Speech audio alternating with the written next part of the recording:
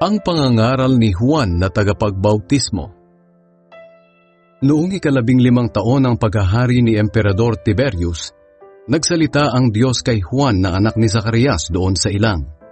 Si Poncio Pilato ang gobernador noon ng Judea, si Herodes naman ang pinuno ng Galilea, at ang kapatid niyang si Felipe ang pinuno ng Iturea at Trachonitis, at si Lisanias naman ang pinuno ng Abilenia.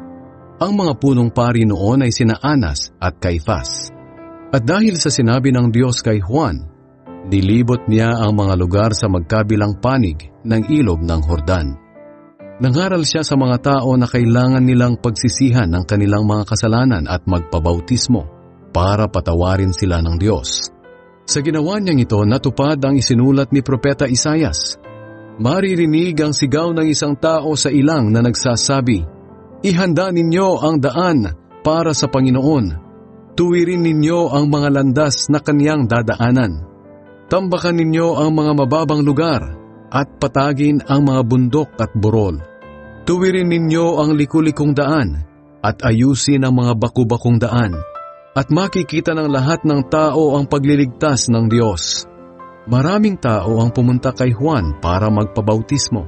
Sinabi niya sa kanila, "Kayong lahi ng mga ahas, sino ang nagsabi sa inyo na makakatakas kayo sa darating na parusa ng Diyos? Kung tunay na nagsisisi kayo sa inyong mga kasalanan, patunayan ninyo ito sa inyong mga gawa.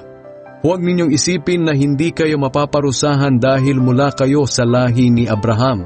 Sapagkat tandaan ninyo, kahit ang mga batong ito'y magagawa ng Diyos na maging mga anak ni Abraham. Ngayon pa lang ay nakaamba na ang palakol sa pagputol sa mga puno. Ang mga punong hindi namumunga ng mabuting bunga ay puputulin at itatapon sa apoy." Tinanong ng mga tao si Juan, "Ano ang dapat naming gawin?" Sumagot siya, "Kung mayroon kayong 2 damit, ibigay ninyo ang isa sa taong walang damit. At kung may pagkain kayo, bigyan ninyo ang walang makain." May mga dumating din na maniningil ng buwis upang magpabautismo. Sinabi nila, "Guro, ano po ang dapat naming gawin?" Sumagot si Juan, "Huwag kayong sumingil ng higit sa dapat singilin." May mga sundalo ring nagtanong sa kanya, "Kami naman po, ano ang dapat naming gawin?" At sinagot niya sila, "Huwag kayong mangingikil sa mga tao at huwag kayong magpaparatang ng hindi totoo. Makontento kayo sa mga sahod ninyo."